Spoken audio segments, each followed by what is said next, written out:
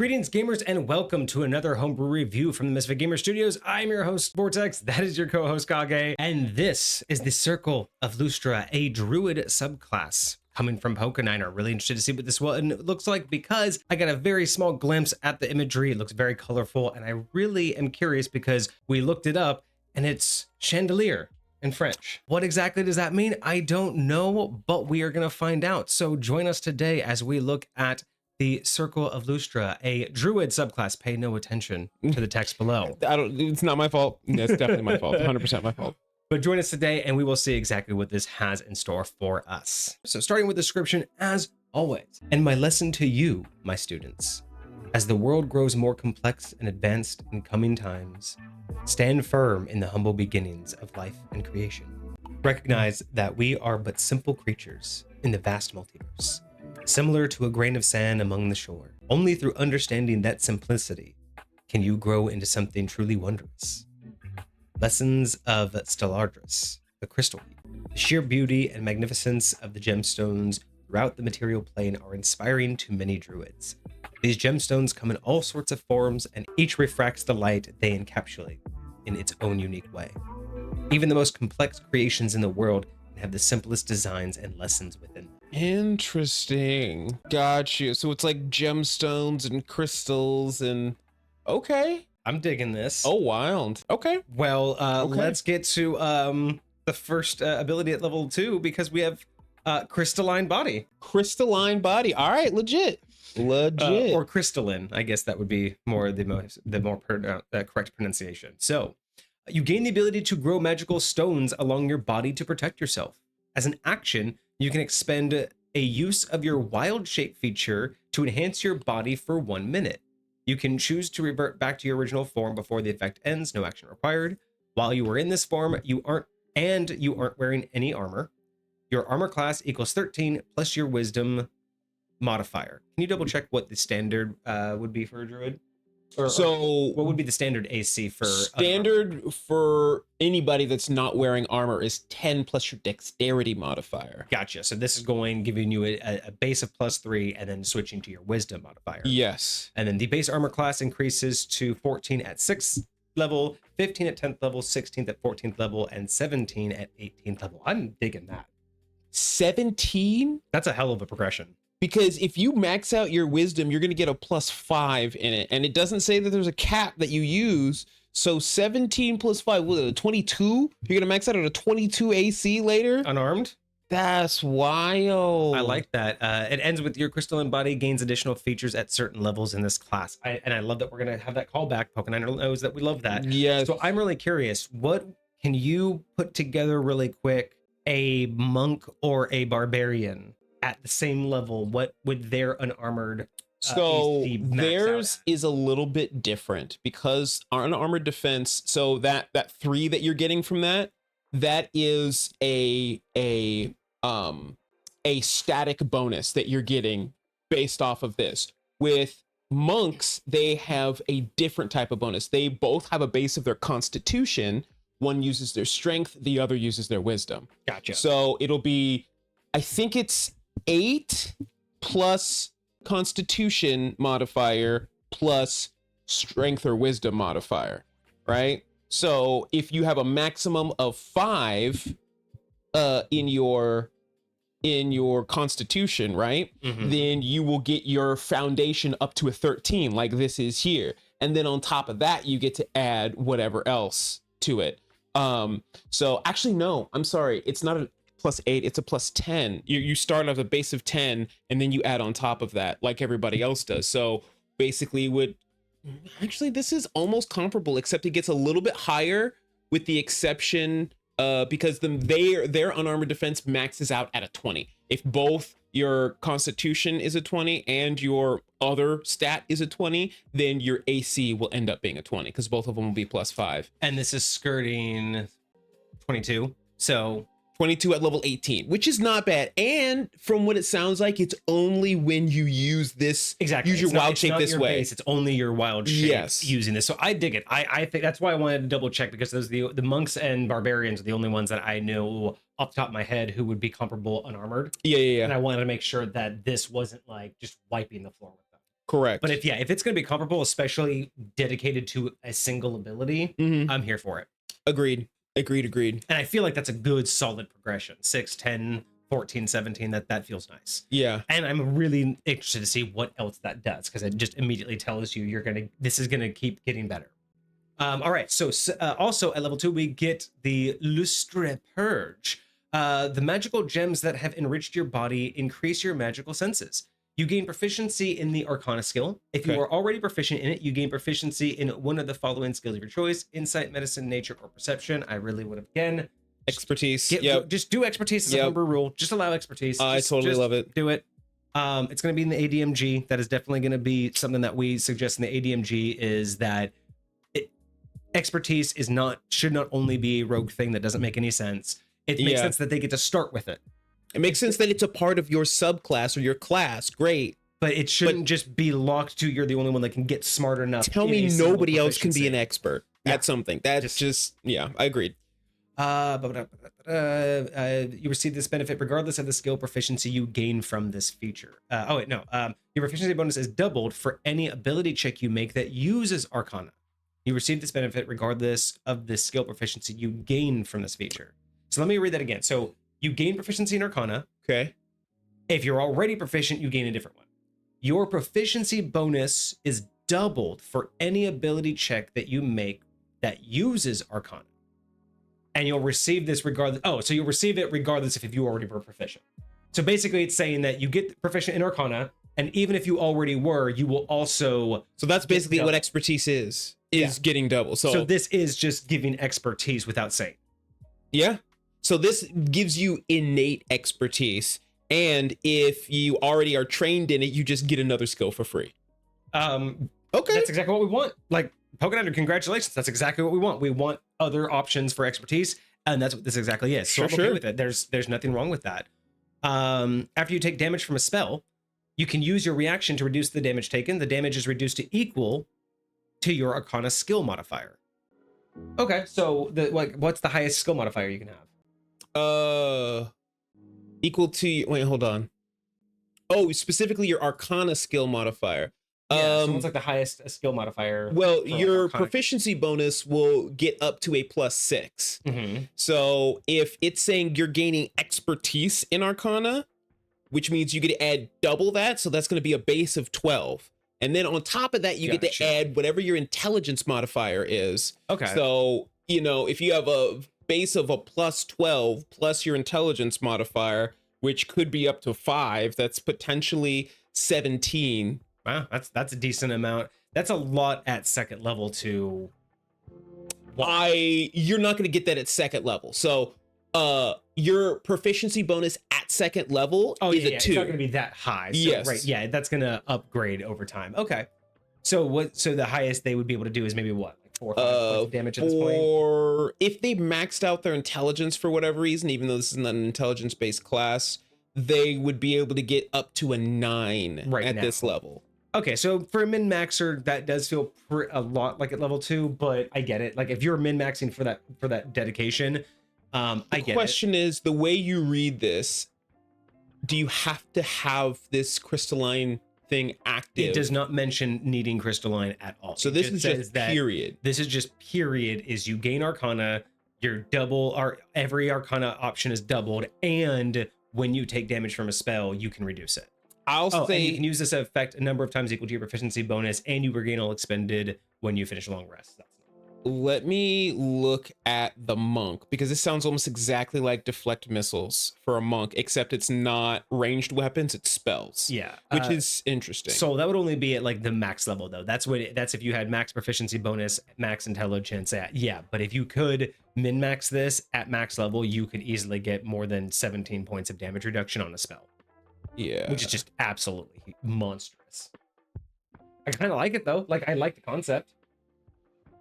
So when do you actually get it?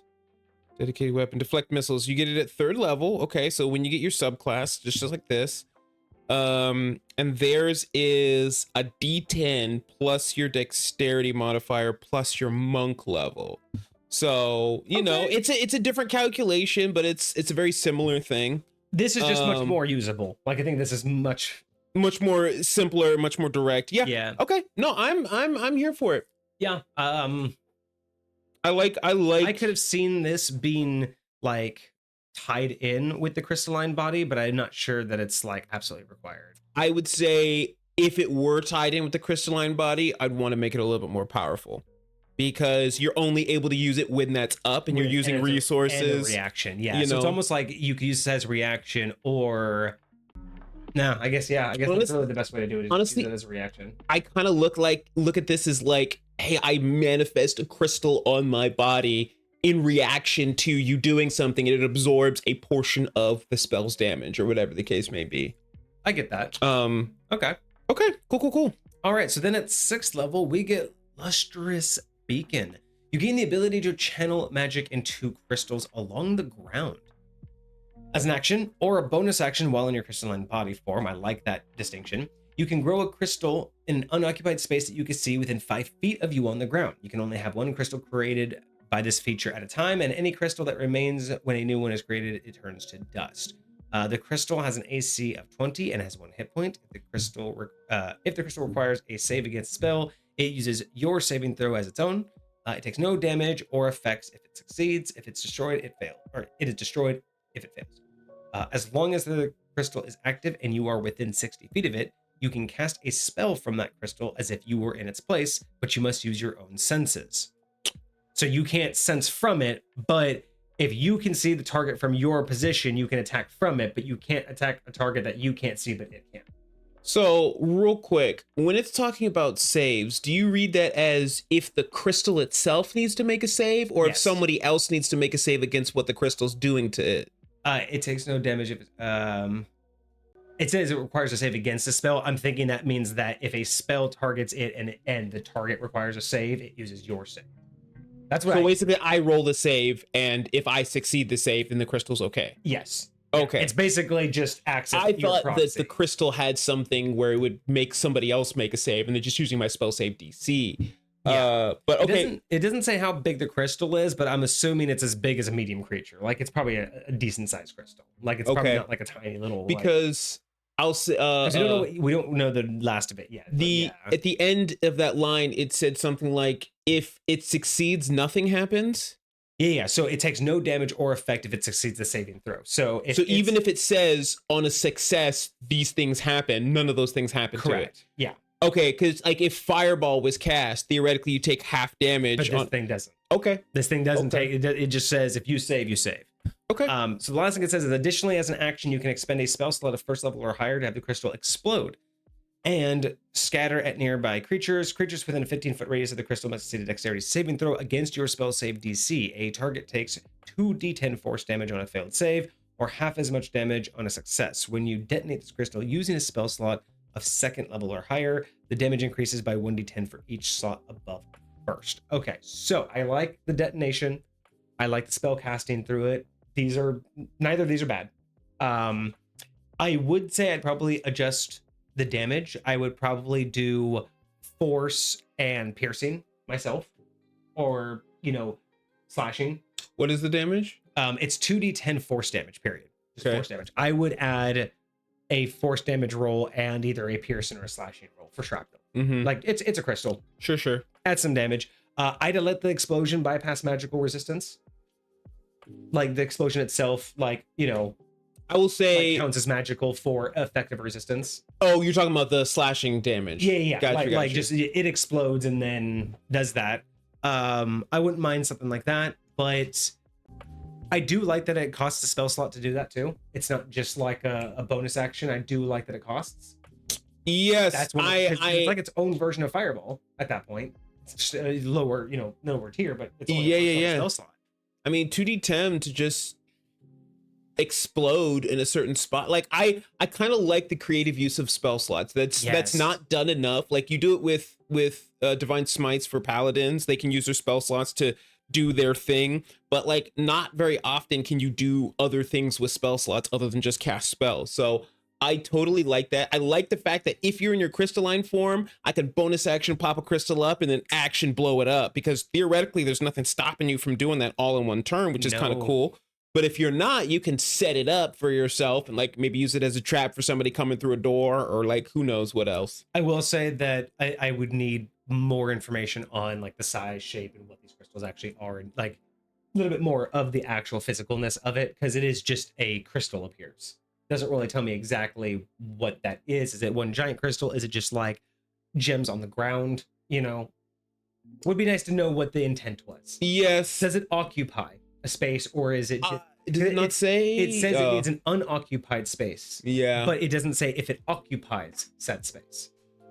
Yes, that would be enough for me to know what we're dealing with. I would also say it should almost be like it acts as difficult terrain, and if a creature ends or starts their turn on it, it detonates, automatically. Sure. So at that point, it would say that's why it has to be unoccupied. Like it could also be a trap. That wouldn't be a terrible way of using it, or just an alternative way of using it. I also imagine you're in a cave and the surfaces in which you are walking on are the exact same surfaces in which the walls are made out of. Yeah. For me, I feel like it would probably be a little bit more restrictive because no matter where you go, there's ground, but it feels like it would make a lot more sense. It feels like it'd be a little bit better if it told me what type of surface it can grow out of rather than just the fact that it's the ground. Gotcha. Because like, I feel like I should be able to make it come out of a cave wall. Like maybe not like a wooden tavern wall, but yeah. like I think that would definitely be up to DM interpretation for sure. I think there's a lot of room to decide, hey DM, can I fudge the numbers here because everything is the ground right now. Sure. I definitely, if you said, hey bro, I'm underground, everything's the floor, I'm not gonna argue with you. I'm gonna be like, that's fine. Wild. It's good. I think it could, it's at 6th level. I don't mind how much damage it does. It doesn't need to do buttloads of damage. But, I mean, it's a 1st level spell, so I mean, I feel like that's decent for a 1st level spell. 2d10 force damage, and I do like the fact that it's force damage because it's one of the rarest resistances that's out there. Yeah, that's fair. Okay, that's not bad. All right, going to 10th level, improved crystalline body. Your illustrious body can repel hostile magic. When in your crystalline body form, whenever you make a saving throw that uses your charisma or intelligence, you can make use of your wisdom save bonus for the throw instead. That's sick. You can swap charisma and intelligence for wisdom. Is that reading right here? Yes.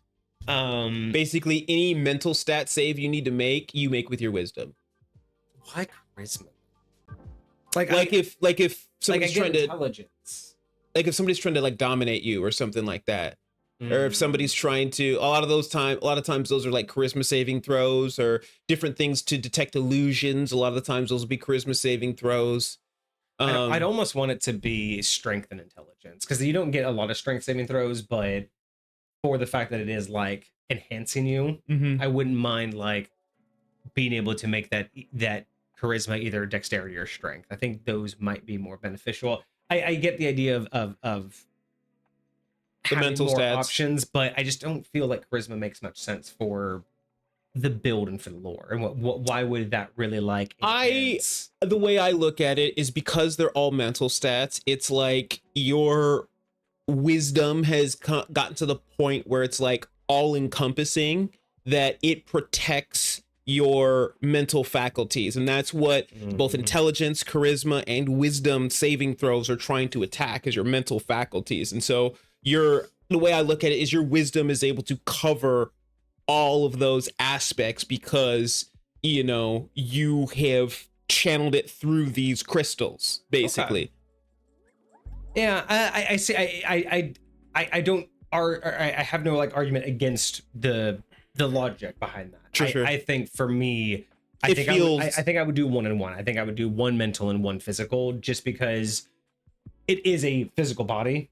So to only get a mental perk is where I'm just like, that could have been divided a little bit. Sure. But again, that's just personal preference. Okay.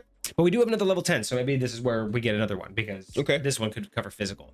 So we have Refractive Presence, level 10. You can refract the magic of you and your allies. When you or the crystal from your Lustrous Beacon feature are willing targets by a spell, you must know if either are being targeted. You can use your reaction to ignore any damage and effects, and instead redirect the spell to a number of creatures you can see within range as if you cast it. The number of creatures you can choose to redirect the spell to equals half your proficiency bonus rounded up. The original spell must only target one creature and can't have a range of self.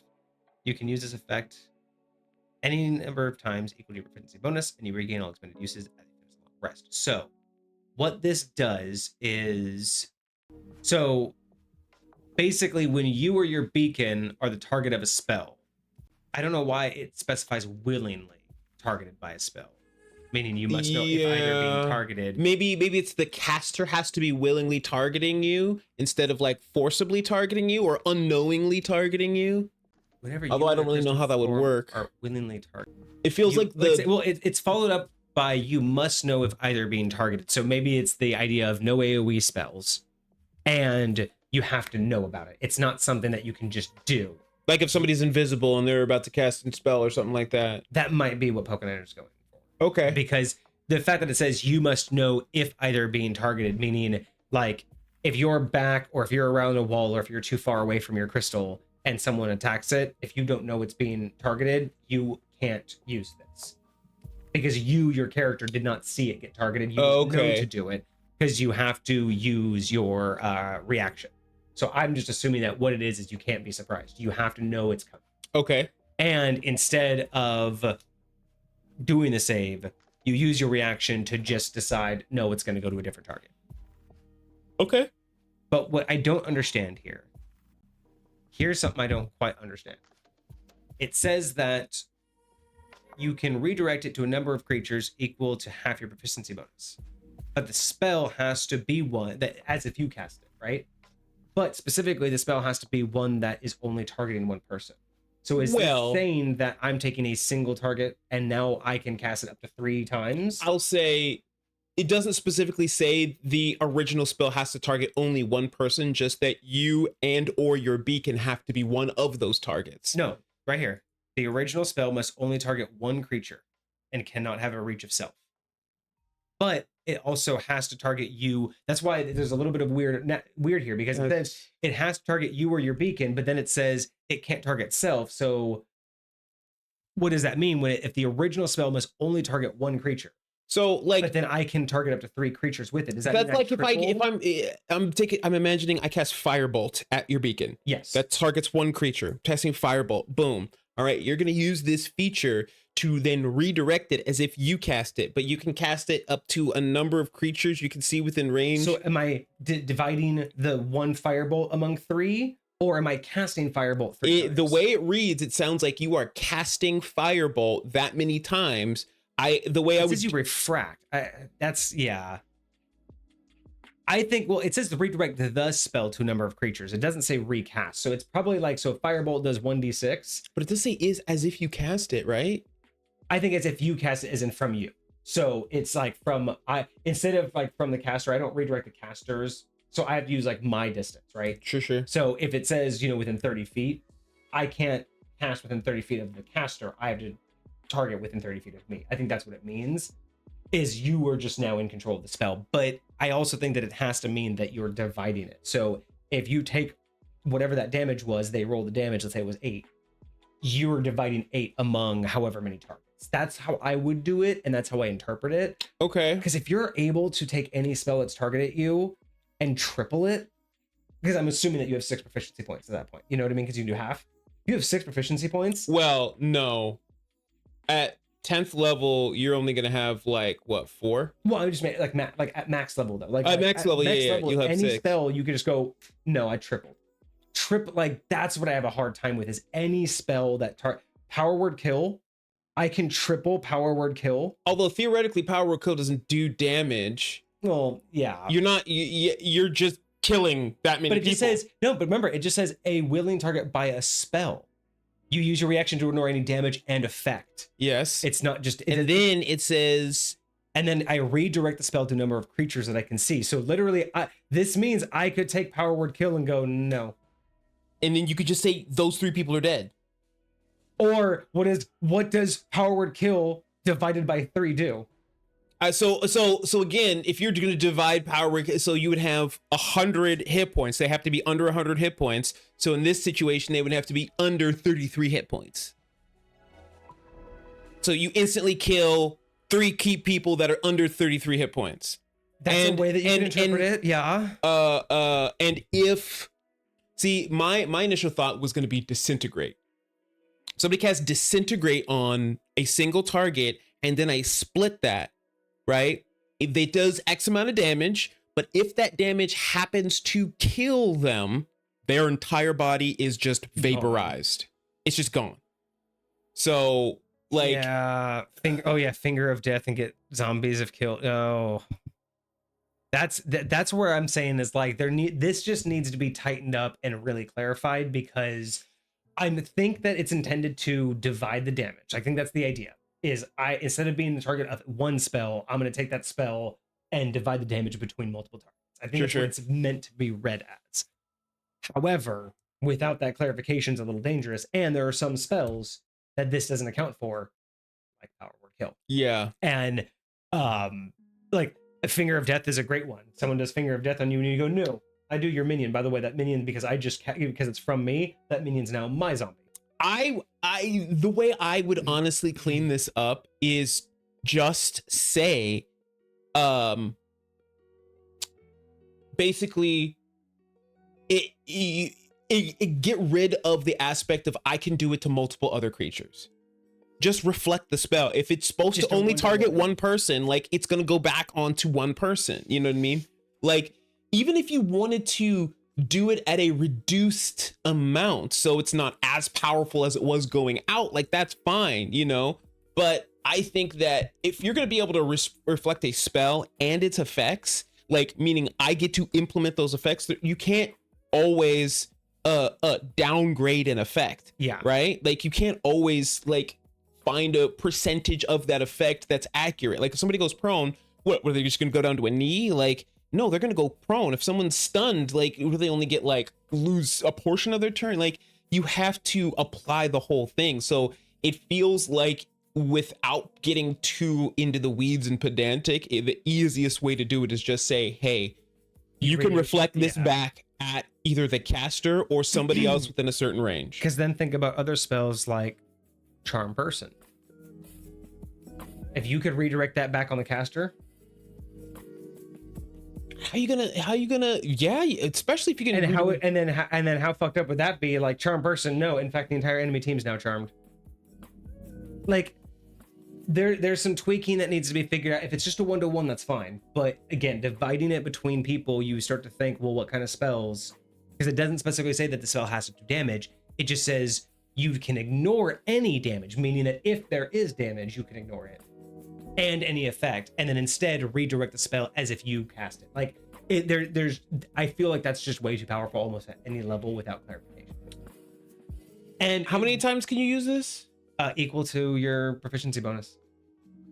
So this is a, not only is this a free counter spell, perfectly that ignores how powerful the spell is. If it's a 9th level spell, it doesn't matter. If it targets only me, I can turn it back on you. Like, at 10th, like, even at 10th level, it's almost like it has to read like you can do this to spells equal to like half or 1/4 your level.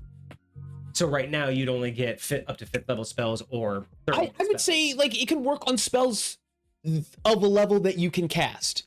Okay, like, just easy you can cast. Yeah, like, if you can cast 9th level spells, sure, you can do it to a 9th level spell, you know. And I don't necessarily like, I wouldn't even mind just putting a cap at 5th level spells, like, just purely for how powerful I will say this, mind just saying, hey, you know what, you can do this freely to 5th level spells. I would say if you're gonna cap it to the proficiency bonus, I'm okay with that. If you're gonna do it up to your level of casting, I would say you can only do that like once a day. Yeah. I honestly, I just think that the problem that it really runs into is there are certain spells that just don't divide. So I think you're right with getting rid of that. But I think capping it at level 5, there's still so many valuable spells that this can be used on. But even after you get past level 5, most of those spells are utility and not nearly as much of like direct threat, I would think. And I will say this, it'll work on that spell even if you upcast it past level 5. So say if I wanted to cast Fireball, but at 6th level, I can not Fireball. It's still a 5th level spell. It's still a lower level spell. You just upcast it, Yeah, so I can still affect it. I would 100% agree that it doesn't. Yeah, upcast doesn't matter. As long as the base level spell is 5th or lower, this works. Sure. Question. And I think Hecate put it in the chat, thinking of something like a Arcana check contested, like using like a +10 plus the spell's level to see if you can redirect it. That was Hecate's idea. I'm thinking, why not give them free up to level 5, and then anything past level 5, if they really want to redirect it, then they get a skill check. Sure. That is harder by spell. What do you have the ability to cast at 10th level? I want to say 4th level. No, you get by 10th level, you should have 6th level spells. 10th level, you get 6th level spells at 11th level. So you're on the money when it comes to 5th level spells. So if you cap it at 5th level spells and then make a save, because even what Hecate is talking about, having to roll for it, that is basically how counterspell works. If you want to counterspell a spell, I cast counterspell at 3rd level, and I'm trying to counterspell a 6th level spell, right? Then I have to roll high enough to basically counter that spell. Yeah. Yes. And I like that. I think that would be a much cleaner way, is just cap it as you get free up to 5th. After that, you have to contest. And it's definitely extremely hard to contest. Like, it should be a very difficult roll. But even if it is just 10 plus the spell's level, at that point, it's a 16, 17, 18, and 19. Yeah. You're basically just max, and then you don't, especially if you don't give them any like bonuses to that. That is just a flat. Although, if it is an Arcana check, they're pretty fucking good at Arcana checks. Oh, yeah, they do get the bonus to Arcana. So that would kind of make it a moot point. I mean, slightly. I mean, shoot, if we're going to do it, why not start it at 15? The base at 15 plus the spell's level. Right? Yeah, that would, because then it would be 21, 22, 20, like all the way up to like 25. So it would still be within their range. It would still be challenging. But they would have. Does it say they get advantage on those checks? I don't think it does. No, they get double. They just get double the proficiency. Yeah. Okay. I like that. I actually like that a lot. I think doing it that way, just starting it at base 15 plus the spells level, that right there would give them a run for their money. Okay. All right, and then moving on to level 14, we have improved crystalline body. So we just had improved crystalline body, and now we have improved crystalline body again. So I think this was back to what they were talking about originally, about how it was gonna get additional features. So this is an extra improvement to the crystalline body. So all of this is just innate on that. Gotcha. So at level 14, the gemstones around you bless your crystalline body feature with new abilities. While you were in your crystalline body form, you gain the stated effects below, similar to being under the effects of the Investiture of Stone spell. 6th level spell, 10-minute concentration. It's a rock spread across your body. You get the following benefits: resistance to bludgeoning. You have your small earthquake. Okay, cool. And that's basically all of this is. Okay, so you have resistance to bludgeoning, piercing, and slashing damage from non-magical weapons. You can use your reaction to create a small earthquake on the ground in a 15-foot radius centered on you. Other creatures on the ground must succeed on a dexterity saving throw or be knocked prone. You can move across difficult terrain made of earth or stone without spending extra movement. You can move through solid earth or stone as if it were air without destabilizing it, but you can't end your movement there. If you do so, you are ejected to the nearest unoccupied space, and you are stunned until the end of your next turn.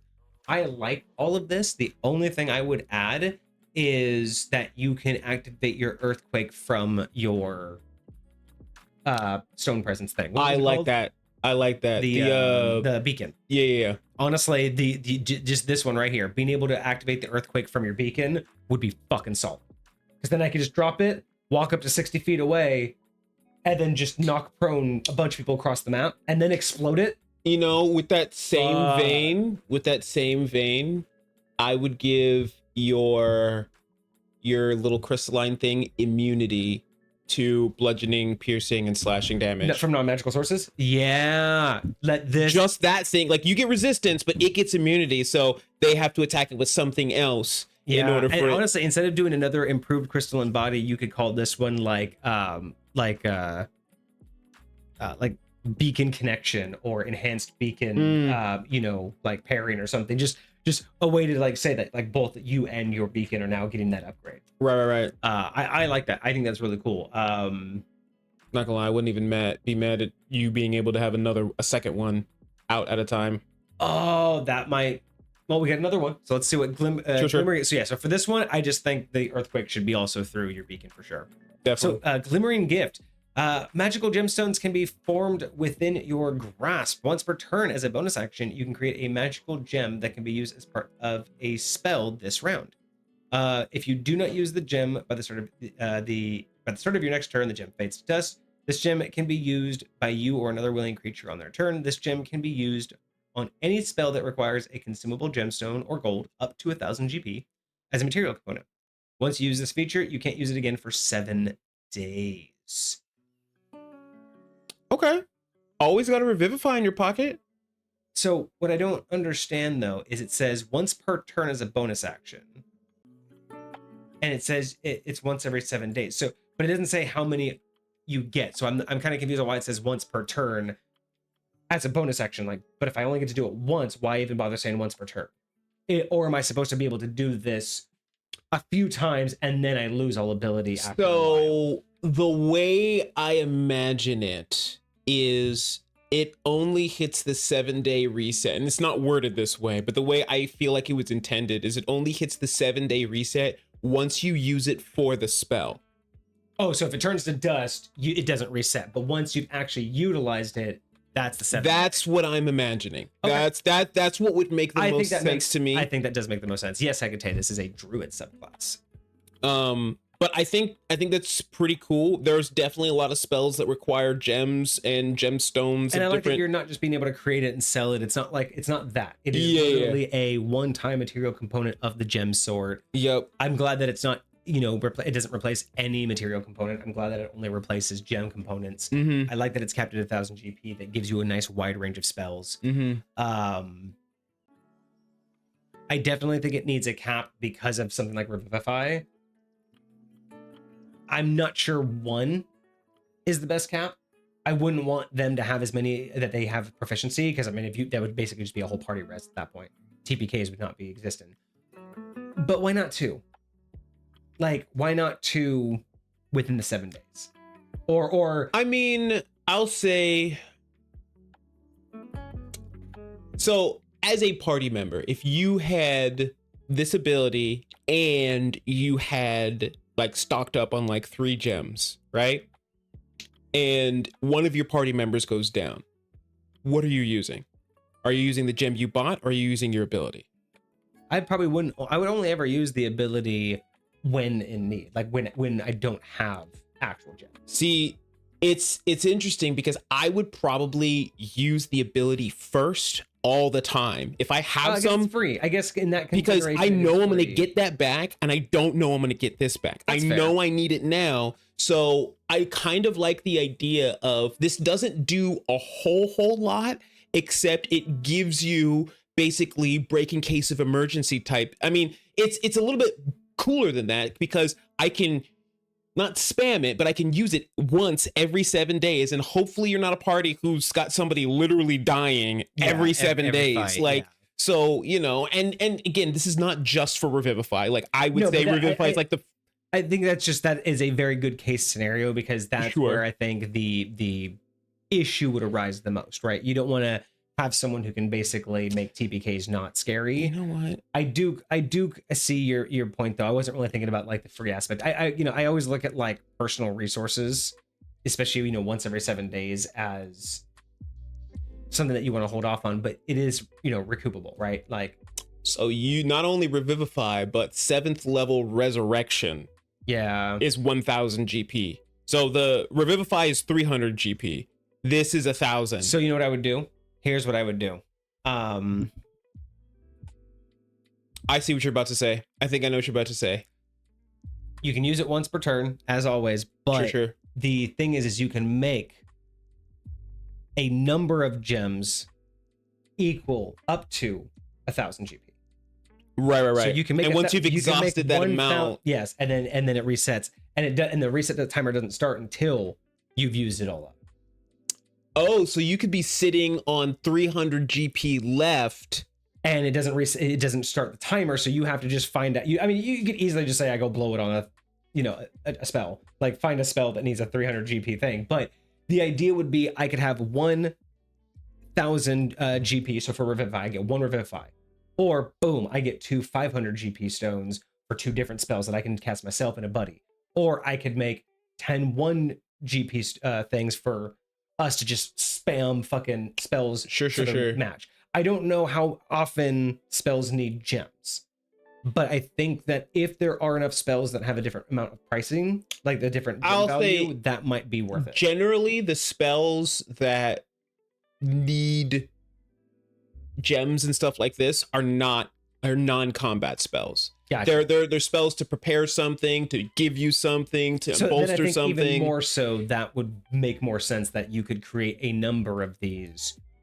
Like, I could totally see somebody trying to like cast Revivify in the middle of combat, which is why I get the bonus action economy and stuff like that. But at the same time, I'll say this: if what you're talking about is true, I would say give them the opportunity to start that cooldown. Yeah. You don't have to, like, if you have like an amount that can't be used, you can just say I give that up. Like at any point. Sure. It's like, yeah, my cooldown starts now type deal. Yeah. Like it won't go. Like if you summon one and don't use it and it goes to dust, I get that.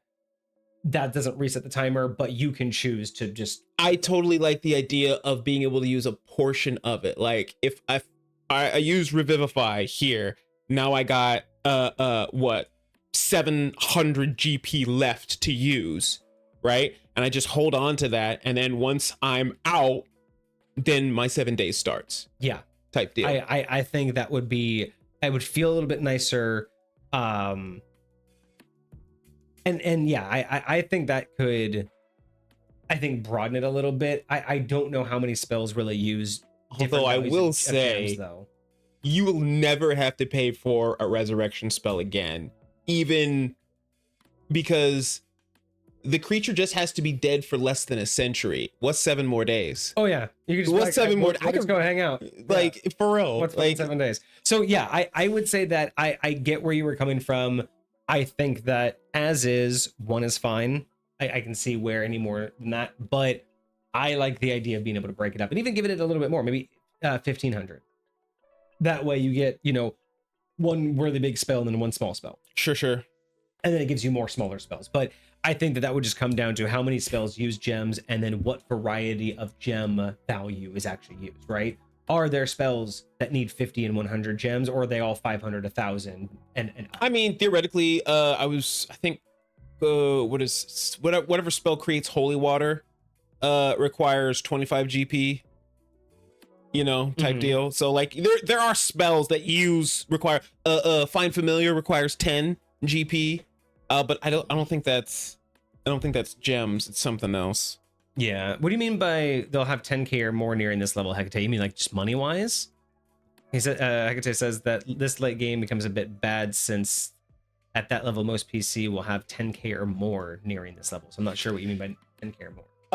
It might be how much gold a lot of people have in this like late game, like depending upon like the way your DM plays. Like a lot of the times, like treasure, like you could have defeated a dragon by now and have like literally a dragon's hoard worth of like gold and stuff. But the idea of just because you have the money to get a gem doesn't mean that you have the ability to. It doesn't mean the gem's available for you to find. Yeah, or at the right value. There's a lot of ways that DMs could easily say. Yeah, so if it's just a money thing, I think there's a lot more easier ways. I mean, if you're in the middle of a dungeon, you're not going to be able to swap out, your gold. Right? Sure.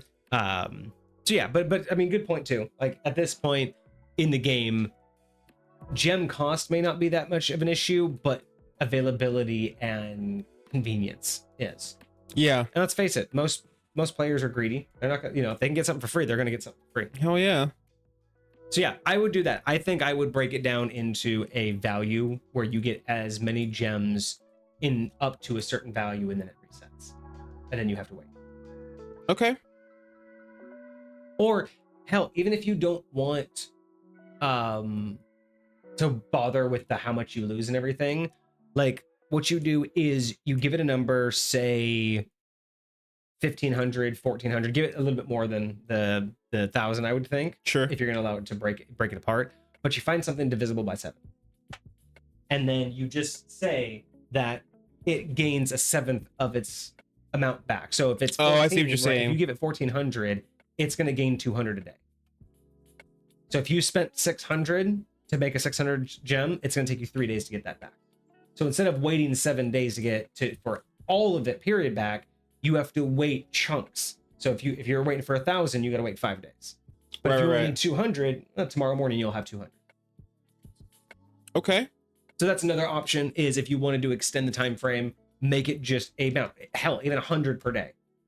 And at that point, it's 2 weeks before you get your 1,400, right. back, something like that. Okay. Hell, I'll even go one step further if you really wanted to. No, it would add unnecessary like complexity. But actually, to be fair, you never see this. You never see the added complexity late game. Everything's always given to the players. Like, you notice how the game's obvious that you're getting better at everything, but you notice that the game never does anything to make the game harder for the players. It's always on the DM. Sure. So here's something. When you get this ability, give it like that 1,400 GP. Make it to where you get, or 1,500 GP it is the max amount that you can make in one time. Mm-hmm. And then otherwise you can just split it up. You only get like 100 per day.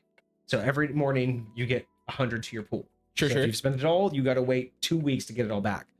But if you run out, if you utilize all of your gem making, Mm-hmm. you can't activate Crystalline Body.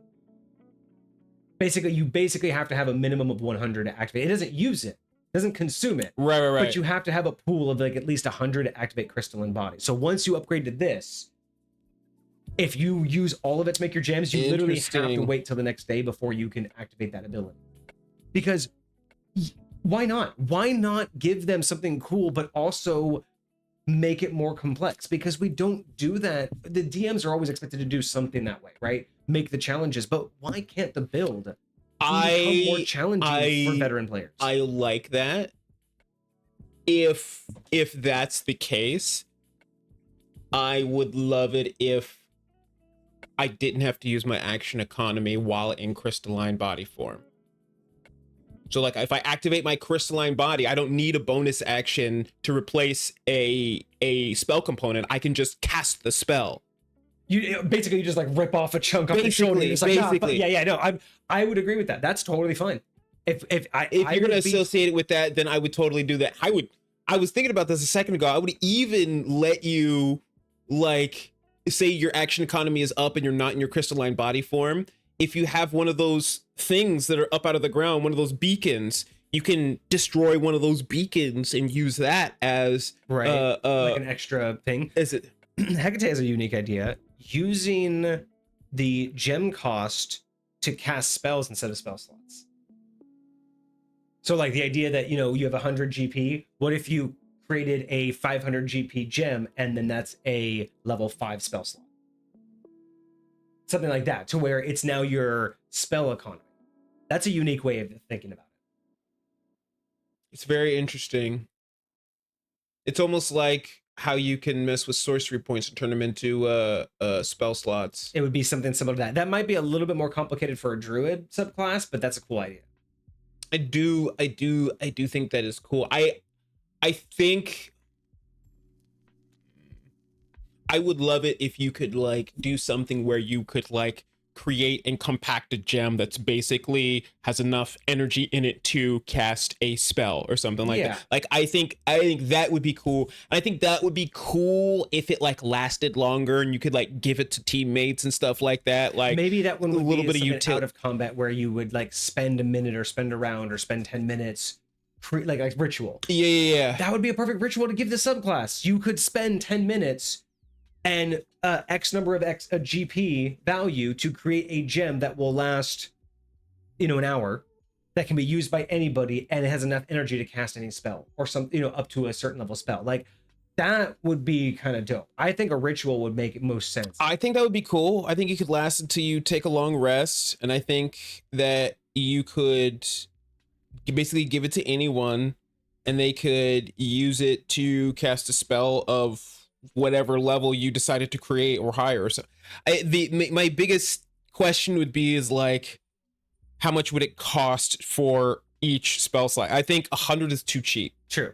I think 100 is it'd be 200 at least per spell slot. So it's like 200, Yeah. 400. So that way, because if you did that and we were using the original at 1,000, you'd only get a third level spell slot. Up to third level.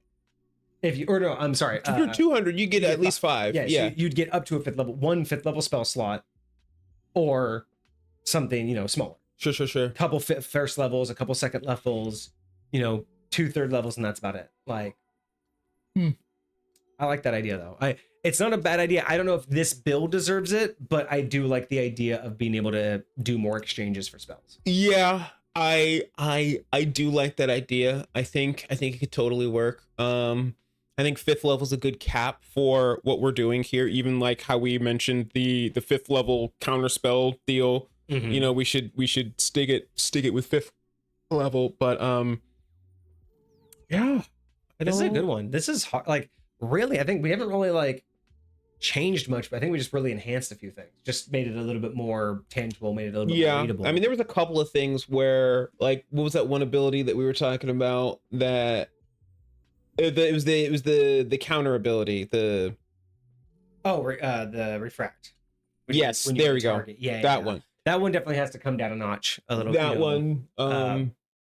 But even that last ability, even though I would probably change some things about it, I'm not mad at it as is necessarily. So yeah. No, this is dope. This is a cool idea. It's definitely giving me something to think about for think about how we treat druids. They're very nature based, but only recently have we started to divide what that means. We have a couple of these different circles, but they're still all very basic nature, right? Like you made Circle of the Leaf because we don't have like a forest druid anymore. Like we kind of just, we have, these weird druids of circles, but they're not really of specified aspects. Like the moon druid, that's not really an aspect of nature anymore. Where's our desert druid? Where's the Arctic druid?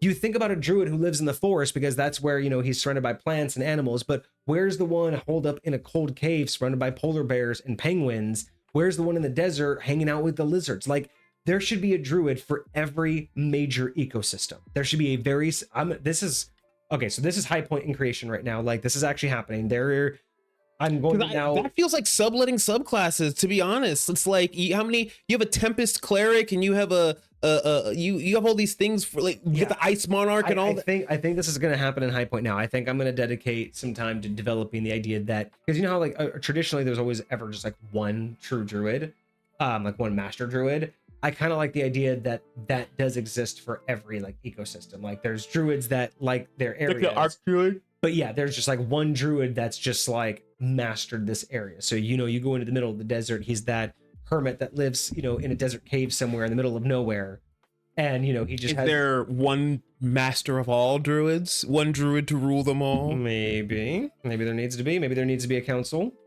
Maybe there's kind of like the Avatar, one that walks many planes. He who walks many planes, the many planes druid, or this Circle of the Many Planes. Ooh, okay, I'm getting ideas. But yes, I like this idea that every zone should absolutely have a dedicated druid. And so why not have a crystal druid, one that went into a cave and embodied a crystalline cave, and that's what they associated to, right? Like, imagine their associations are more cave dwelling animals, spiders, bats, slugs, like little glowworms. Imagine those are their wild shapes. You could give each of them. The desert druid could have wild shapes of scorpions and different types of lizards, and I'm trying to think of any other African like wildlife, even like just any kind of anything that kind of touches that kind of level of wasteland even. Right. A druid that can turn into a giraffe. that kind would of be concept, wild, right? that would be wild. Like swamp druids. Yes, you know? a swamp druid, a coastal druid. Yeah, That's the one that basically is Aquaman. there you go. Like you actually have the Aquaman druid, because they would just be on the coastline and just talk with all of the fish and everything. This needs to happen. This definitely needs to happen. Let's put this for the APHB. APH, okay. This will go. This will be an entire chapter in the Advanced Player's Handbook for all of the different druids, like all the different arch druids that we should have out there. Because this is giving me that vibe of. Now I'm just thinking. So you have. So we've built all of these things in D&D, but sometimes I feel like we've misplaced our ideologies. So you have the drow, and you have a whole society of drow, and then you could play drow as a species, right, as a race, but then there's like other things that they can be, and drow can technically be druids. So where's the underdark? Not just a cave druid, the underdark druid, the druid who was born, raised, and became part of the underdark. You know, their wild shape are like not just spiders, but like they would have the what's the name of the half body, the human body with the arachnid body. Oh, I forget what those are that called. could be their wild shape. Yeah. Or later down the road they could unlock that as a wild shape. Yeah. That's just something. I really do like the idea of every style of druid having a unique wild shape that no other druid can have. Like, yes. I don't know why that isn't a thing right now. And I love the idea of some of these druids having swarms as a wild shape.